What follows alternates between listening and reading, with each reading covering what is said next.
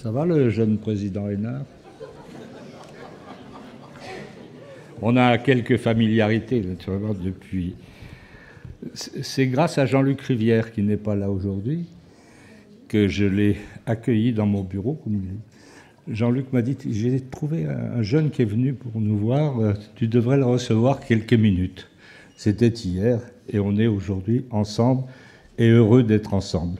Et je voudrais qu'on l'applaudisse pour sa belle élection.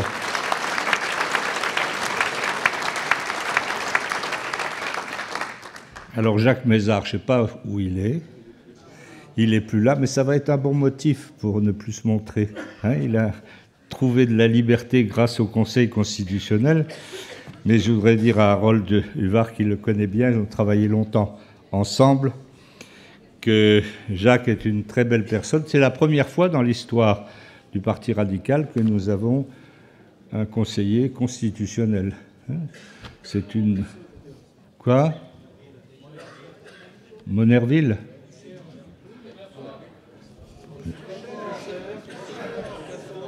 Allez, trouvez tous les radicaux, comme ça au moins vous m'écouterez pour voir si je ne fais pas d'oubli.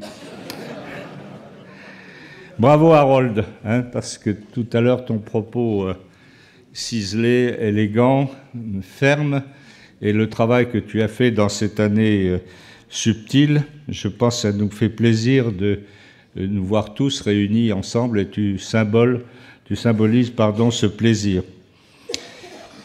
Ceux qui sont ici sont naturellement les meilleurs, mais rassurez-vous, après les européennes, qui seront relativement faciles, parce qu'il y aura un grand paravent, il y aura beaucoup de choses ensemble, mais après, c'est l'heure de vérité.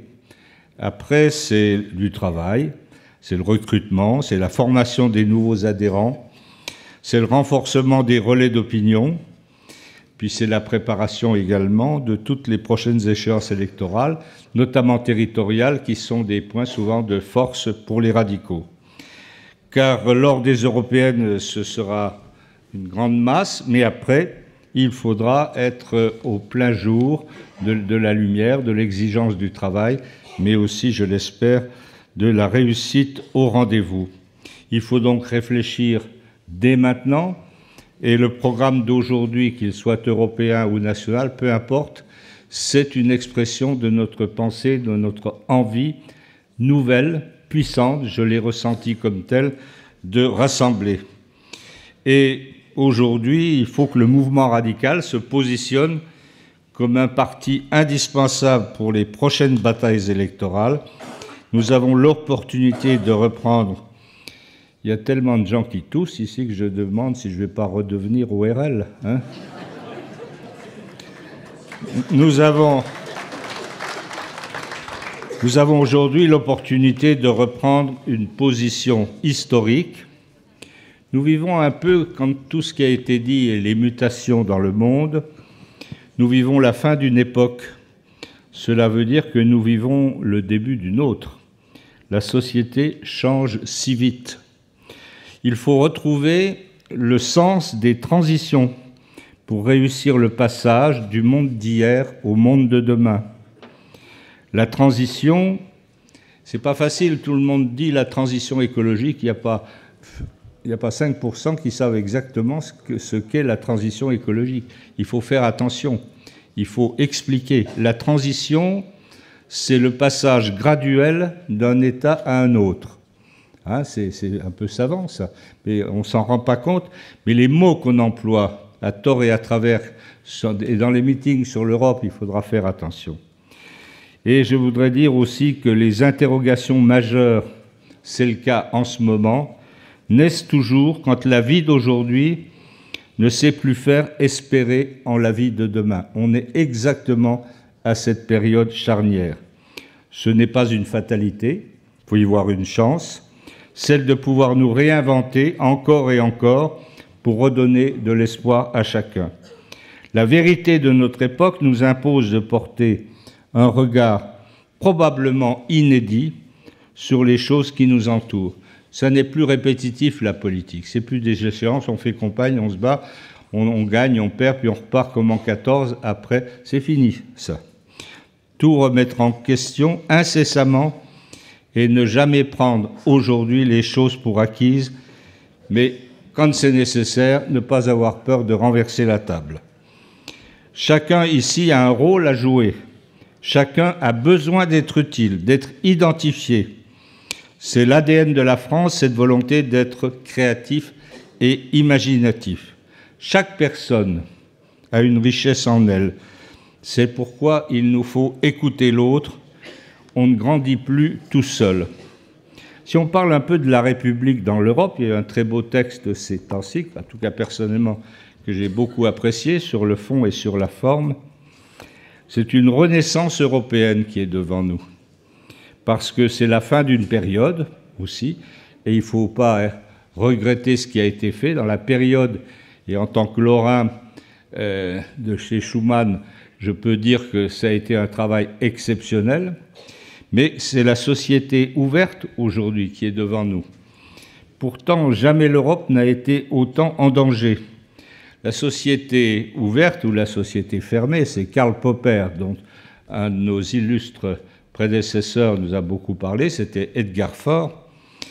Nous devons faire le choix entre deux manières de faire, celle de la violence et de la division. Ça a été rappelé tout à l'heure, celle qui fait le choix d'une société fermée, modèle Orban non corrigé, calviniste notoire. Il ne faut jamais oublier que les hommes et leurs croyances peuvent avoir une influence forte sur la politique.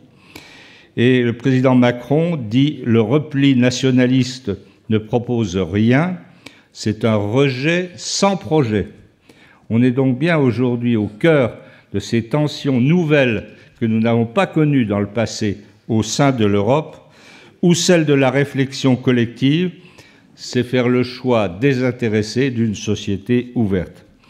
C'est en somme faire le choix d'une certaine modestie, celle d'une société gouvernée par la raison, comme vous nous l'avez expliqué avec brio, Madame, tout à l'heure, qui repose sur le pluralisme critique et le refus du dogmatisme. Quel pays peut prétendre être souverain seul face aux défis que la mondialisation nous exige de relever? Personne. Et pour preuve, vous voyez les difficultés des Anglais et le Brexit qui est une impasse grave. C'est sur ces piliers que nous devons bâtir une étape nouvelle, un humanisme européen renforcé, qui est aujourd'hui une exigence d'action, car l'Europe, qu'on le veuille ou non, il ne faut jamais avoir peur de le répéter, c'est un succès historique, et nous, on sait ce dont on parle. En Lorraine, 73 ans de paix, c'est pas mal par rapport à l'histoire quand on regarde ce qu'il y a derrière nous. Je travaille aussi, et je vais produire bientôt un petit opuscule, sur le thème de la République dans les territoires. Devant la rupture d'égalité républicaine, il faut plaider pour la République des territoires. C'est un nouveau combat pour nous. D'abord, ça veut dire que les valeurs républicaines doivent être présentes partout. Il faut laisser aucun espace de territoire qui ne soit visité. Et puis, nous préconisons aussi l'alliance des territoires, et que c'est un antidote à la rigidité des structures, et elle peut réinventer de belles et de bonnes pratiques.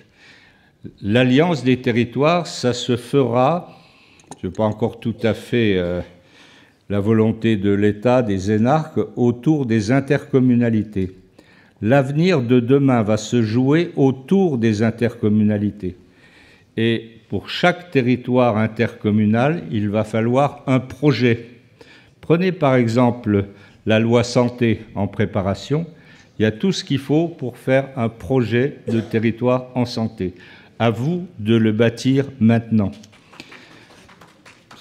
Ce n'est pas parce que je suis médecin que je dis ça, mais je vous assure que le domaine de la santé, avec la loi qui arrive, qui est bien, je suis délégué par France Urbaine pour suivre le projet de loi auprès de la ministre de la Santé.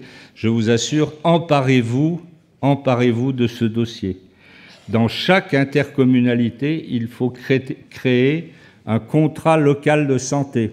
Et si vous apprenez à vous réunir, à parler santé, le jour où l'ARS voudra faire des choses, le jour où le nouveau texte législatif sortira, vous aurez à ce moment-là un regard acéré sur tout ce qui peut être fait. Et les territoires sont les alliés de la République. Travailler cette alliance à un double niveau entre l'État et les territoires, mais aussi entre les territoires entre eux. Et je pense qu'à terme, nous aurons pour chaque territoire, chaque intercommunalité, ce que j'appelle, moi je vous proposerai, un contrat de vie. Cela veut dire qu'avec les services de l'État, de l'éducation, avec le département, avec la police, avec l'ensemble des acteurs, le secteur de la santé, il y aura un projet de vie pour un territoire donné.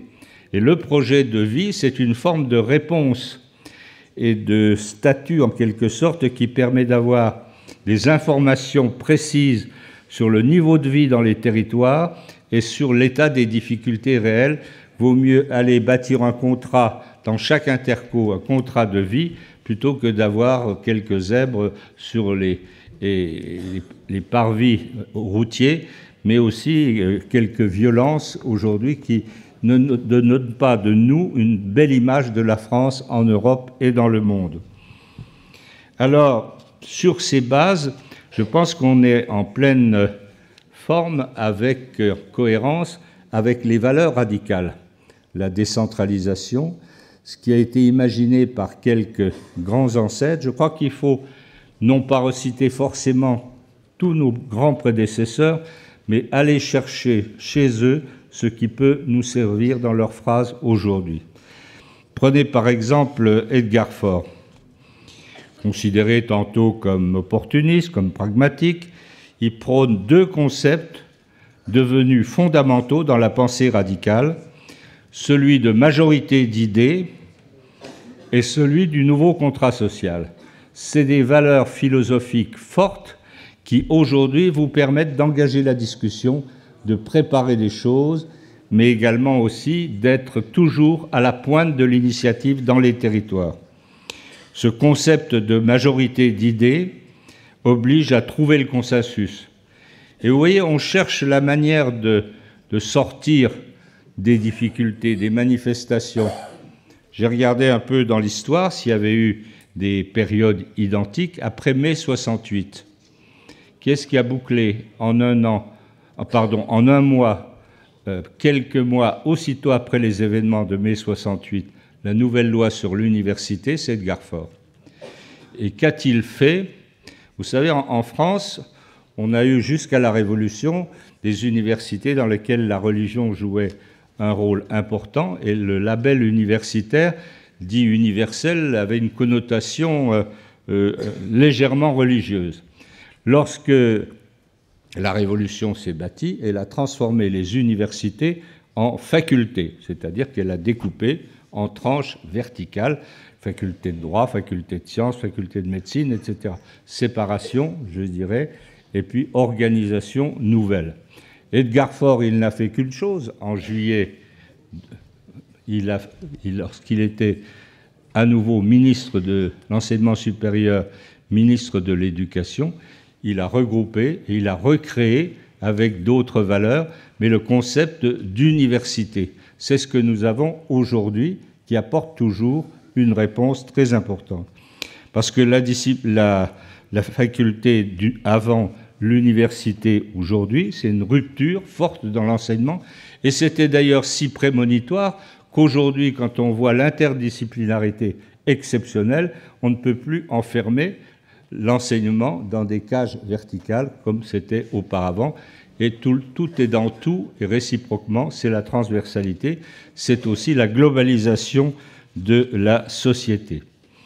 Et puis, je vais conclure parce que quand on regarde son parcours dans la vie publique personnelle, ça permet de temps en temps de voir si on a fait des bêtises ou pas, voir si on a des gens qui vous ont donné un sérieux coup de main, qui vous ont appris des choses.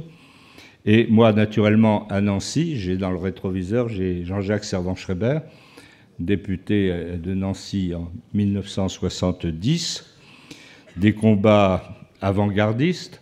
Nous rappelons quand même que c'est un des fondateurs de l'UDF. À l'époque, c'était pas rien comme évolution dans l'organisation politique. Un grand défenseur de la décentralisation et du pouvoir régional. Il a eu bien sûr quelques erreurs dans son comportement, mais l'arrêt du programme Concorde, aujourd'hui, personne ne lui reproche sa vision sur les choses ou d'autres choses. Et Jean-Jacques Servan-Schreiber disait « L'économie traite l'homme avec la loi qu'elle applique à toute chose, c'est la loi de la rentabilité », d'où aujourd'hui cet excès de pouvoir de la loi de rentabilité sur notre vie quotidienne. Et il ajoutait « Toujours veiller à ce que l'humain soit au centre du débat, c'est le combat humaniste ». Alors, j'ai dit, il y a le père, Jean-Jacques Servan-Schreiber, et je conclurai en m'honorant de l'amitié d'un des fils de Jean-Jacques, puisqu'il y en a un qui est mort tragiquement d'un cancer du cerveau, Émile. Lui, il est le champion international de l'intelligence collective. Alors, vous trouverez toujours des tas de gens de vous dire « mais moi, je fais de l'intelligence collective ». Moi, j'essaye, en l'état actuel des choses, d'abord de comprendre ce que c'est et de la pratiquer discrètement. 3 étapes. D'abord, il faut se rencontrer. Et c'est un beau moment aujourd'hui, et je voudrais saluer et remercier toutes celles et tous ceux qui ont concouru à la réalisation de ce congrès. Laurent, l'extraordinaire est, il paraît qu'il y a 200 collaborateurs à Valois, c'est vrai, Laurent, hein, en tout cas, il y a une chef collaborateur qui est exceptionnelle, et puis il y a beaucoup de capacité, de militantisme, de dévouement pour pouvoir avoir été ici aujourd'hui accueillis dans de bonnes conditions. La première étape de l'intelligence collective, c'est se rencontrer, c'est se parler, c'est se connaître, se voir de temps en temps, identifier, je dirais, si on a envie, de plus si affinité. La deuxième étape, c'est de savoir si on peut avoir des interactions ou de l'interaction entre des personnes, entre des structures, entre des amitiés. Et l'interaction, c'est le début de l'intelligence collective. Alors, l'intelligence collective, c'est ce que d'aucuns pensent être capables de faire. C'est très difficile, c'est très rare. Et mon ami Émile Servan-Schreiber, avec lui et d'autres, on est en train de créer à Nancy, dans le grand secteur de l'école des mines, l'école d'art, l'école de business school, de créer une chaire sur l'intelligence collective, capable d'enseigner l'intelligence collective. Aujourd'hui, je n'avais pas besoin de ça pour être heureux avec vous. J'avais des amis, de l'amitié, et je dirais collectivement beaucoup de bonheur à me retrouver avec vous. Et puis, Laurent, tâche de te démerder, hein. Il faut que dans 2 ou 3 ans, le parti soit encore à l'étage au-dessus. Mais ça, ce n'est pas Laurent tout seul. C'est vous, et ce sera ma conclusion, il n'y a pas, je dirais, de travail de parti sans un nouveau regard sur le fonctionnement de la politique. Qu'est-ce que je peux apporter? Comment j'utilise Internet? Comment je me débrouille dans ma région? Tout ça, aujourd'hui, c'est en train de bouger. Les fédérations qui ne bougent pas, de toujours les mêmes adhérents, ce sont des fédérations mortes. Au musée radical, il y a de la place. Par contre, chaque fois qu'on renoue avec de nouveaux amis qui arrivent, 5 à 10% tous les ans, on ne prend pas trop de risques, on mesure bien, parce que je connais la prudence radicale des fois qu'ils soient contre nous, qu'ils veulent faire autre chose. Aujourd'hui, si vous n'allez pas chercher de la force intellectuelle, de la vigueur radicale et de la République qui ne se vend pas chez le pharmacien, mais qui se construit sur le terrain, pas à pas, on aurait des difficultés. C'est un nouvel élan et je forme les vœux de tout mon cœur que ce soit une réussite. Et je salue mes amis qui furent radicaux de gauche, je salue mes amis qui furent radicaux valoisiens et je souhaite un bon vent à toute cette nouvelle épopée radicale. Je vous remercie.